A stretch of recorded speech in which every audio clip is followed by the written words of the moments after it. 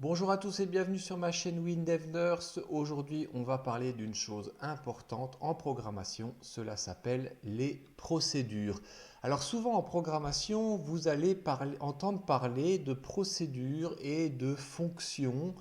Globalement, ça veut dire la même chose. On va considérer qu'une procédure, c'est en fait un ensemble d'actions qu'on va faire et une fonction, eh bien, c'est une sorte de procédure qui intègre des calculs, etc.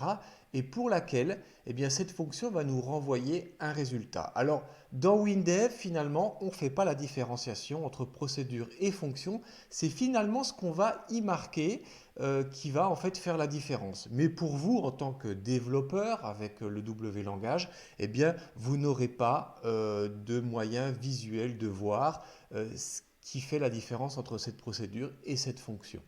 Eh bien, à présent, on va passer sur mon PC. Je vous ai présenté un petit cas concret pour essayer de vous introduire cette notion de procédure et vous expliquer à quoi ça sert.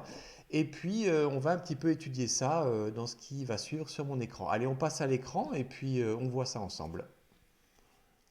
Voilà, on est de retour sur mon écran. Alors, bon, déjà, petite précision.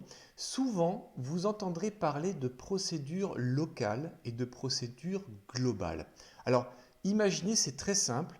La procédure locale, eh bien, c'est une procédure qui va être appelée, en fait, par la fenêtre. Par exemple, cette fenêtre que je viens de créer et que vous voyez à l'écran, mais elle ne va s'exécuter que via cette fenêtre. La procédure globale, en fait, eh bien, c'est une procédure qui pourra être appelée par toutes les fenêtres qui se trouvent dans votre projet.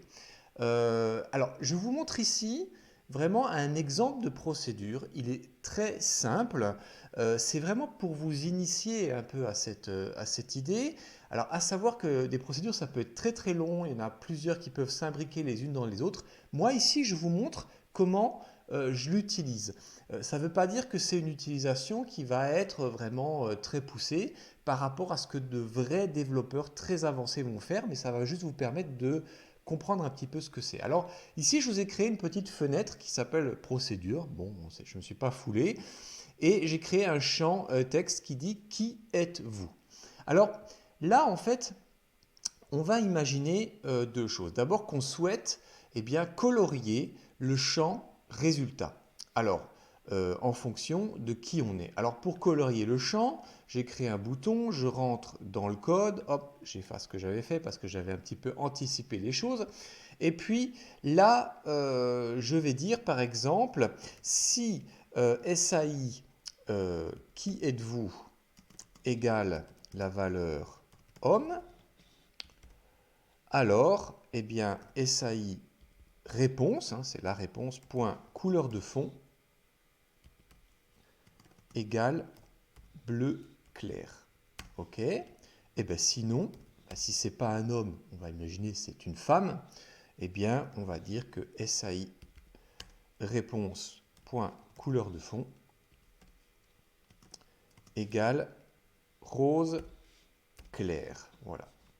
Alors, on pourrait très bien aussi envisager de vérifier si le champ est rempli. Alors, je vais par exemple dire que si SAI, qui êtes-vous? C'est la question qu'on pose, égale rien du tout. Alors là, hop, on n'avait pas vu.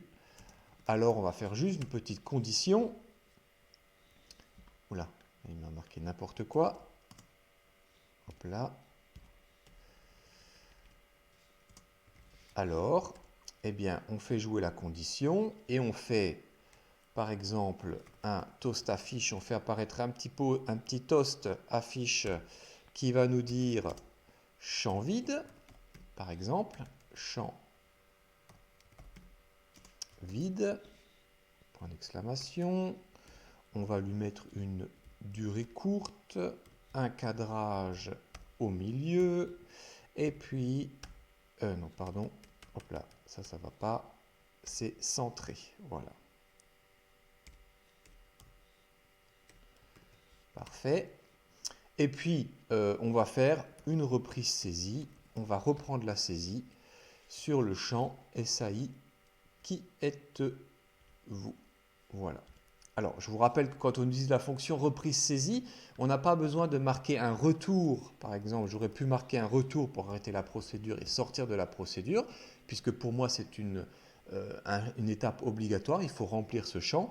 Mais là, ce n'est pas nécessaire, puisque reprise-saisie est une fonction qui automatiquement vous fait sortir de la procédure. Alors, là, vous allez me dire, bon, bah, tu as écrit le code, c'est super, on va le tester, hein. Donc, imaginons, eh bien, je remplis rien, colorier, champ vide, bon, bah, ok, très bien, il ne se passe rien, bon, bah, le code s'est effectué. Alors là, on pourrait en fait passer par une procédure. En fait, on va reprendre tout ce texte. D'ailleurs, je vois on aurait pu d'ailleurs faire ça en code W langage pour intégrer deux conditions, l'une dans l'autre. Ça vous permet un peu de voir ce que ça fait. Vous voyez que si cette condition est validée, eh bien, on fait une reprise saisie. Et sinon, ben, on fait le remplissage. Alors, on va encore faire le petit test ensemble. Je vais écrire femme. Et vous voyez que la couleur de fond passe en rose. Donc, le code s'est bien effectué étape par étape. Alors ça, on va le transformer maintenant en procédure. Alors, pour transformer quelque chose en procédure, moi, j'aime bien ouvrir un petit volet et je vais dans ce qu'on appelle l'explorateur de projet. Quand, en fait, vous allez... Alors là, je vais faire supprimer parce que... Hop là, voilà. Quand vous allez dans l'explorateur de projet, vous allez fenêtre, vous allez dans votre fenêtre ici et vous voyez procédure locale. Alors, on va faire un petit clic droit et on fait une nouvelle procédure qu'on va appeler par exemple contrôle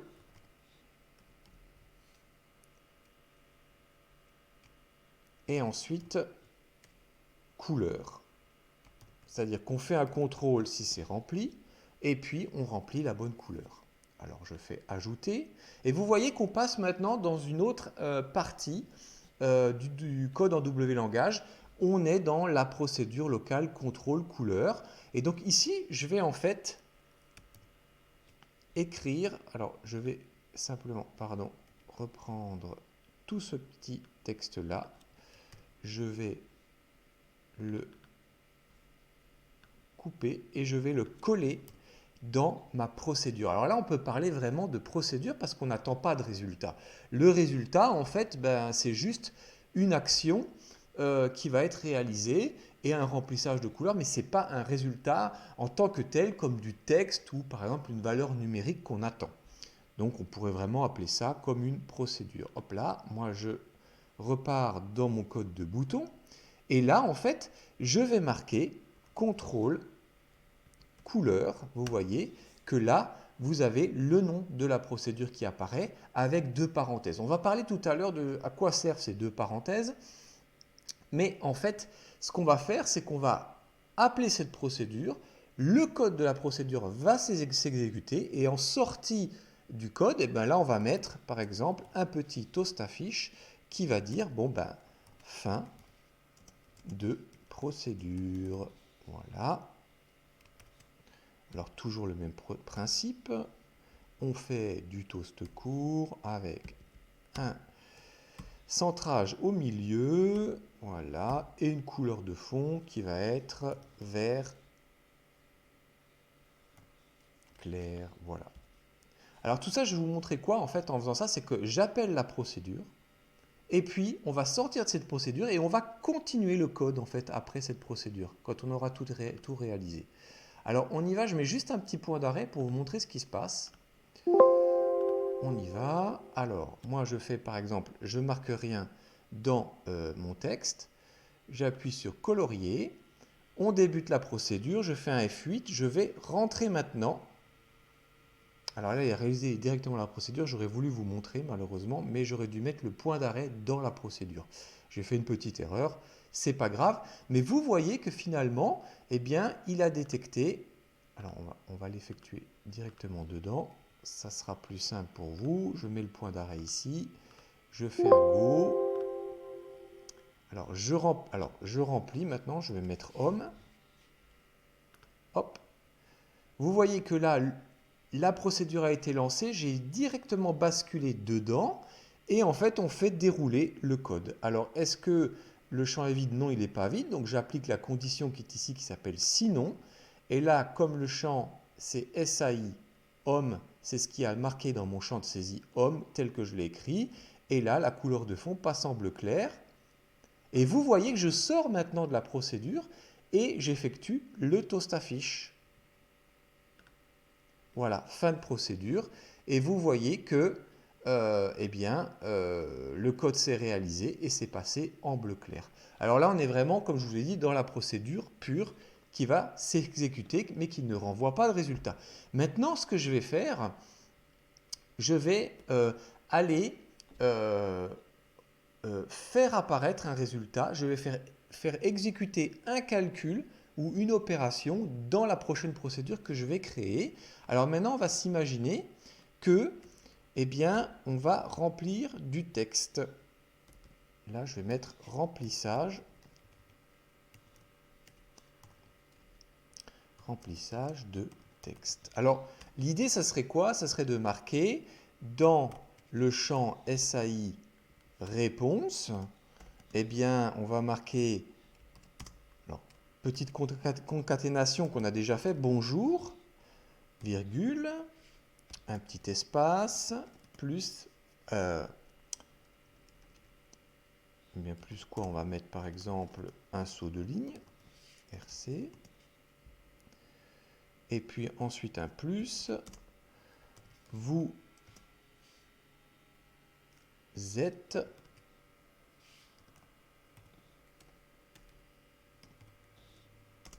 un espace, et là je vais rajouter le champ de saisie.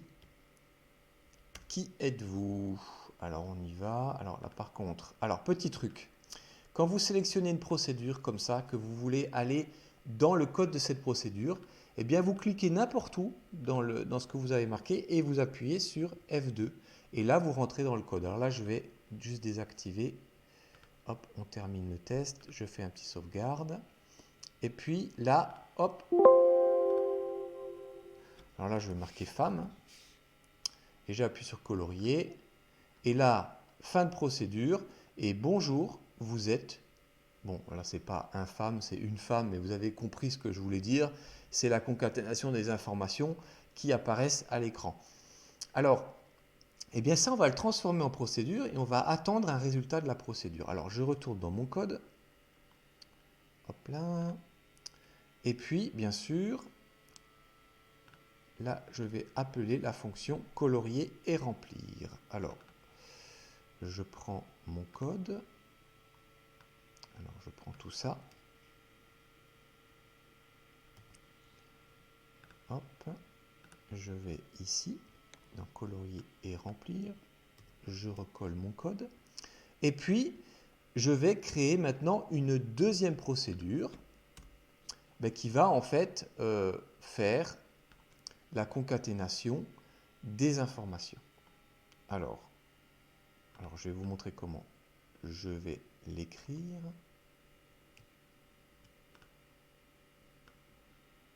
Pour le moment, vous allez oublier ça. On va envoyer une deuxième procédure qu'on va appeler écrire texte. Bon, je dis n'importe quoi.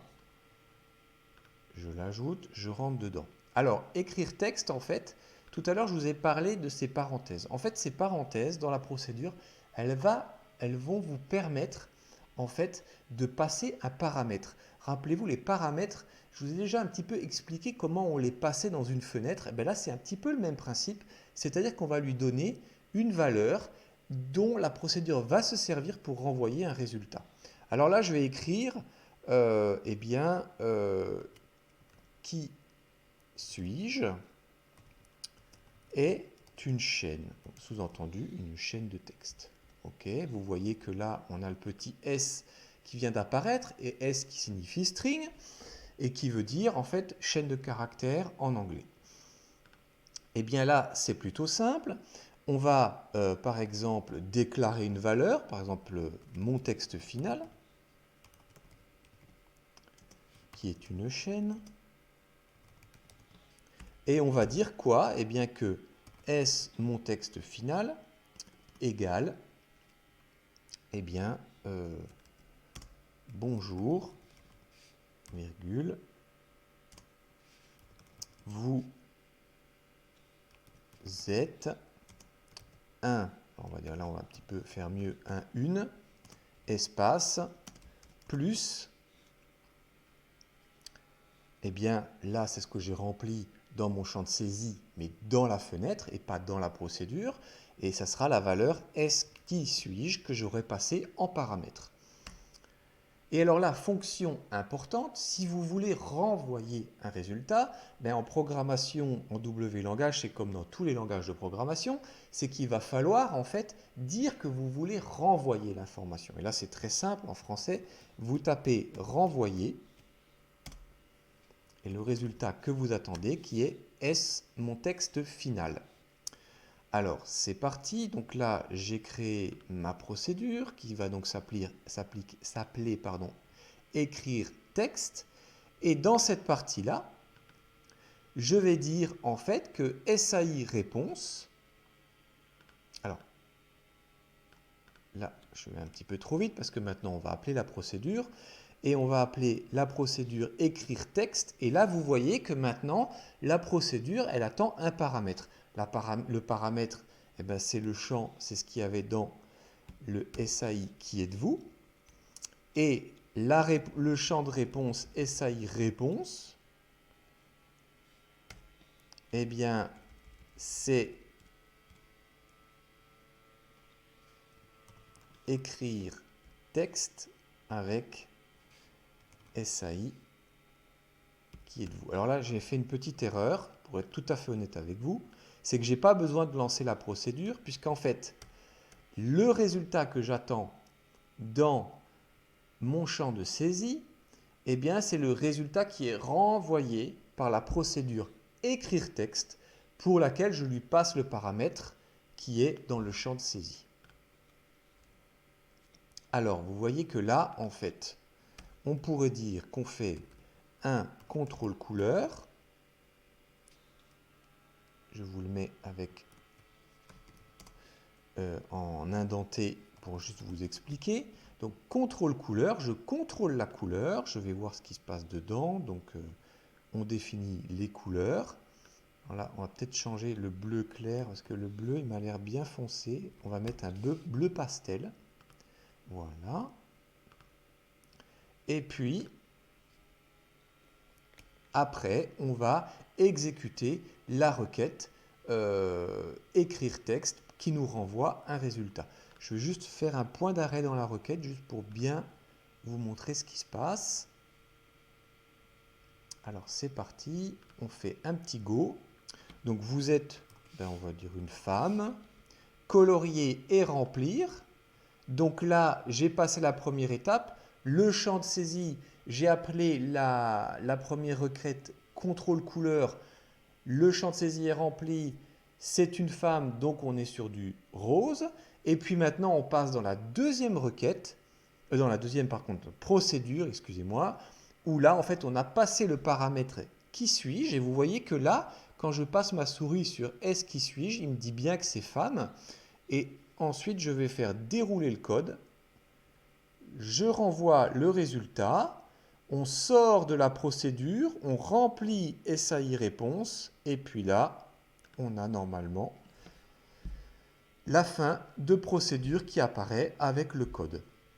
Alors vous allez me dire, mais ouais, bon, à quoi ça sert finalement tout ça? Ben, finalement, quand vous avez besoin d'appeler plusieurs fois par des boutons les mêmes fonctions, eh ben, vous passez par une procédure. Alors pourquoi est-ce qu'on passe par une procédure? Parce que je vais vous montrer quelque chose. Hop, je vais juste supprimer mon point d'arrêt. Eh bien là, je veux simplement colorier, par exemple. Alors là, comme je veux colorier, eh bien, hop, je fais juste ma procédure contrôle couleur. Et là, je veux colorier et remplir. Eh bien, on va faire le test. Hop, maintenant. Alors, je veux juste colorier. Je suis un homme. Colorier. Bon, ça passe. Bon, a priori, ça c'est du bleu pastel. Bon, bizarre. C'est pas exactement ce que j'attendais, mais enfin bon, vous avez compris que l'action s'est réalisée. Et puis maintenant, je veux dire je suis une femme et je veux colorier et remplir. Et là, vous voyez que bonjour, vous êtes une femme et ça passe en rose. Alors, imaginez maintenant que vous vous dites, ouais, bon, les couleurs, moi j'ai envie de changer. Eh bien, au lieu d'aller changer dans chaque bouton, eh bien, vous allez simplement changer dans votre procédure. Et là, je vais mettre, par exemple, mauve, est-ce que magenta? Magenta clair, hop là, voilà. Et là, je change mes couleurs. Si c'est une femme, je mets jaune clair. Je l'ai changé que dans une procédure et ça va fonctionner pour les deux boutons, vous allez voir. Et là, hop, homme, colorier, on est en magenta. Et femme, ben, j'attends une coloration et du texte. Et voilà, c'est réalisé. Vous voyez, je vous ai montré un petit peu à quoi servait une procédure. Mais en fait, des procédures, c'est vraiment intéressant quand vous allez devoir avoir du long code et que vous allez souvent répéter les mêmes actions, par exemple, pour différents boutons. Et au lieu de l'écrire pour chaque bouton, eh bien, vous l'écrivez une fois dans une procédure, vous appelez cette procédure, et le jour où vous voulez changer le code dans cette procédure, eh bien, l'impact va se faire dans tous les boutons qui appelleront cette procédure. Voilà. J'ai essayé de vous expliquer ça de manière assez simple. Les procédures, c'est quelque chose qui, par exemple, est très complexe. Il faut faire un petit peu attention, par exemple, de ne pas appeler des procédures du même nom. Il faut bien leur donner des noms différents parce que très vite, ça peut aller dans une cacophonie pas possible. Imaginez si vous appelez une procédure locale et une procédure globale du même nom, ben Windev ne va plus savoir laquelle je dois appeler. Est-ce que c'est la globale ou est-ce que c'est la locale? Bon, voilà. J'ai fait ça de manière très simple. J'espère que ça a été compréhensible pour vous. Je vous invite un petit peu à regarder des exemples de procédures sur Internet quand vous tapez procédure Windev et essayer de tester un petit peu cette fonction de renvoyer pour bien comprendre la différence entre une procédure entre guillemets générale et une fonction qui, elle, va vous renvoyer un résultat. Le résultat, ce n'est pas obligatoirement du texte. Ça pourrait être aussi, par exemple, une valeur numérique ou des choses comme ça que vous allez réutiliser dans la suite de votre code. Voilà, c'est tout pour aujourd'hui.